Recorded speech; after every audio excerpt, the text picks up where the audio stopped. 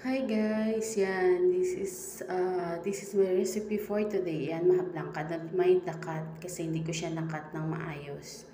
Yan, so ito ang ating recipe for today. Mahablang ka na may langka. Yan, so start na tayo guys. Gumawa nating mahablang ka. So yan ang ating mga ingredients. Yan, meron siyang corn flour. And then meron din tayong yan. Yan, corn flour na gagamitin ko. Yan, tas meron tayong gata. Yan, so we have 3 can of coconut milk. Yan, so meron din tayong condensed. Yan ang gagamitin ko pampatamis sa ating mahablang ka. Tapos, meron akong jackfruit na nakalata. Tapos, yan ang corn na gagamitin ko dyan sa ating mahablangka. And then, yung cheese, kasi wala kaming cheddar na sinishred. So, yung sliced cheese, ang ginawa ko ay niliit-liit ko lang. Yan. So, susukatin ko yung ating corn flour na ilalagay ko sa ating mahablangka. So, yan ang ating sukataan. Yan. So, mga 1 cup of flour siguro ang aking gagamitin. Ayan. Ayan. So bali ang 1 cup of corn flour ang gagamitin natin. Tapos, kasi ito, siya, 1 corn flour, 1 cup. Tapos, 3 cups of coconut milk or mas sobra pa, much better. Yan. Susukatin rin natin yung coconut milk natin. Mga 3 cups rin or more. Much better. Mas marami kaysa kapusin tayo ng coconut milk. Yan.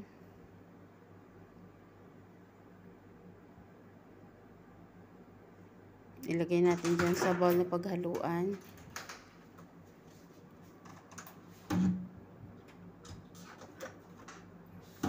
Ayan naman ang langka na nasakan na binili ko. Ang gagawin ko dito ay i-blend ko siya tsaka ihalo sa mahablangka. Yan siya. Tapos yung cheese. So yung yung langka, i-blend ko po yan. Pagkatapos ihalo dyan sa ingredients ng ating mahablangka.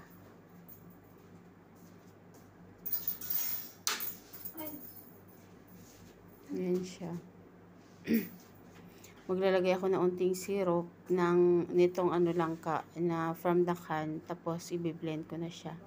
So, yan na siya ang langka natin. Unti lang na syrup galing dun sa can. And then, i-blend na natin siya. Pag pino na, ihalo ko na dun sa mixture ng ating mahablangka. Yan na yung coconut milk. Tapos ilalagay na natin yung corn.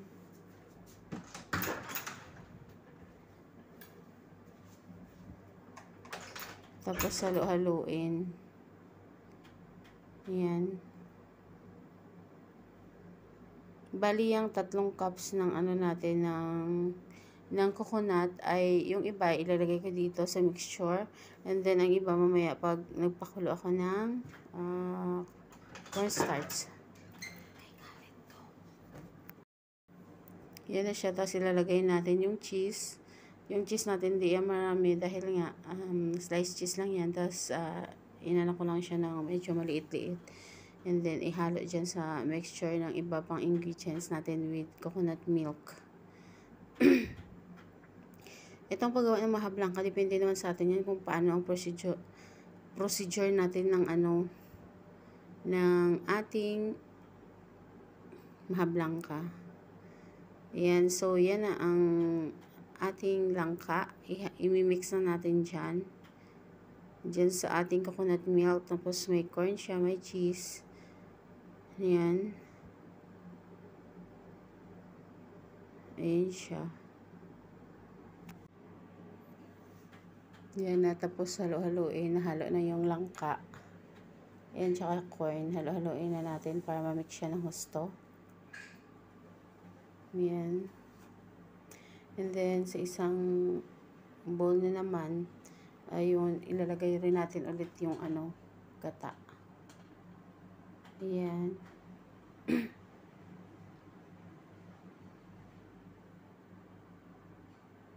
Tapos, ang isang gata pa.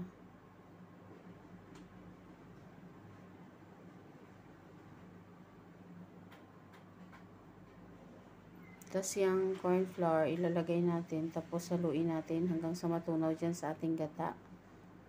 Ayan. Dagdag tayo ng unti. 1 cup siya, tsaka unti na corn flour. Ayan, halo-haluin ang corn flour tsaka coconut milk hanggang sa ma-dissolve yung ating corn flour ng maigi. Bago siya isalang doon sa kawali. Ayan. Halo-halo. Haluin hanggang sa ma-dissolve lahat ng corn flour para hindi siya bumuo-buo pagka sinalang na siya sa kawali. Ayan. So, tuloy lang. Halo-haluin hanggang sa matunaw lahat.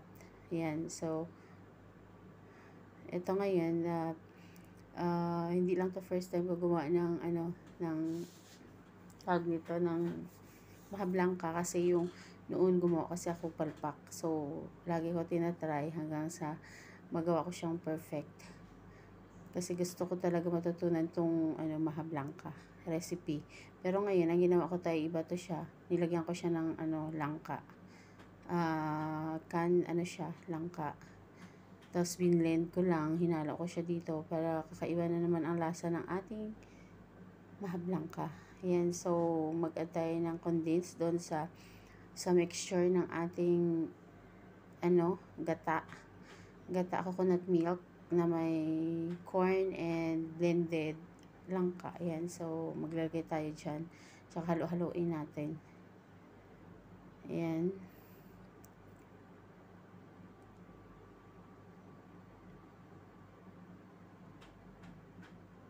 So, ang ating recipe for today ay Maha Blanca with langka or jackfruit.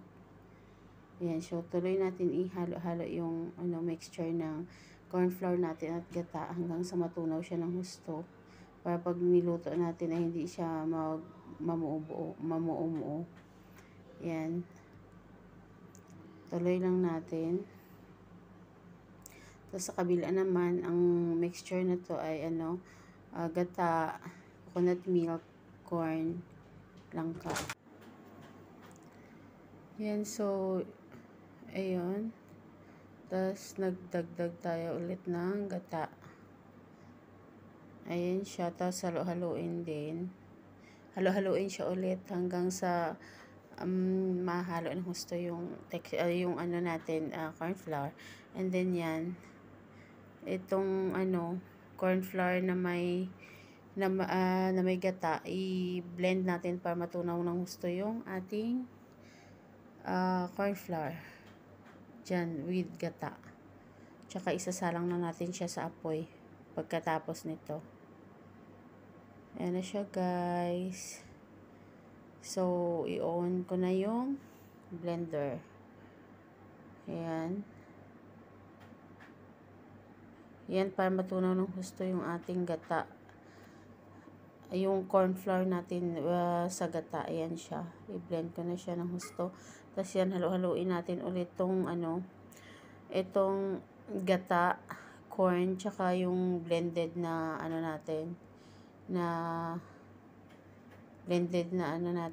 tawag nito na langka. Ayan, yan na siya. And then, isasalang na natin siya sa lutuan. Ayun. Inuna ko salang yung corn flour na may gata na tinunaw sa gata ang corn flour. And then, mamaya ilalagay ko na yung gata na may corn, langka na binlend, yun. Yan ang sunod natin dyan, guys. Tapos mahina lang ang apoy, sobrang hina para hindi siya magbuo-buo yung ating hinahalo-halo. Yan. So isunod natin yan. Ayan siya.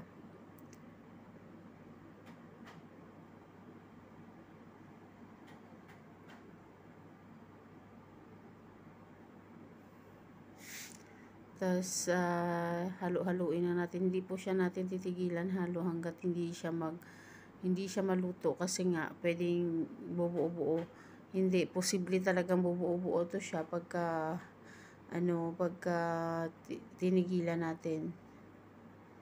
Ayan siya. Tuloy natin ihalo-halo. Ayan. So, medyo lumapot na siya. Tapos mamaya mag-add tayo ng unting tubig. Unti lang pagka na. Ayan na siya. Ayan, lumapot na siya ng husto. So, parang na siya, ilang na lang. Malapit na to siya maluto. Ayan. Yan na yung ating siya, mahablangka. Malapit na yan siya maluto. Pag malapot na sticky na siya sobra, yan, ay pwede na po yan. Ayan.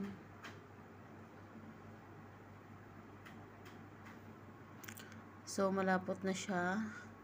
Pero, tuloy pa rin tayo sa paghalo hanggang sa lumapot siya ng husto para, yan.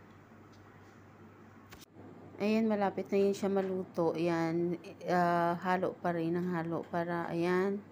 Tapos, yan, luto na siya. Ililipat na natin siya sa paglalagyan. Tapos, pagkatapos niyan, ay palamigin siya. At, pag lumamig na, ilagay na siya sa ref. Pwede siyang ilagay sa ref, pwede rin hindi. Yan. Yan, so, lipat na natin dyan sa paglalagyan. So, yan ang ating recipe for today. Yan, mahablangka with langka. Yan. Tapos, yan siya, guys. Yan, sa mga bago sa aking channel, please don't forget to subscribe, like and comment po para ko kaagad makita ko at masuklian sa hindi ko pa kadikit yan. Mega love shout out. Thank you so much for watching my video. God bless po. Yan. Sana more views to come and more subscriber. Mega love shout out to all. Thank you so much once again. And once again, sa mga bago sa aking channel, please don't forget to subscribe, like, and comment po. And for more update, please hit the notification bell, choose all para updated kayo sa next vlog ko or video ko, guys. Thank you so much. God bless. And see you po to my next vlog.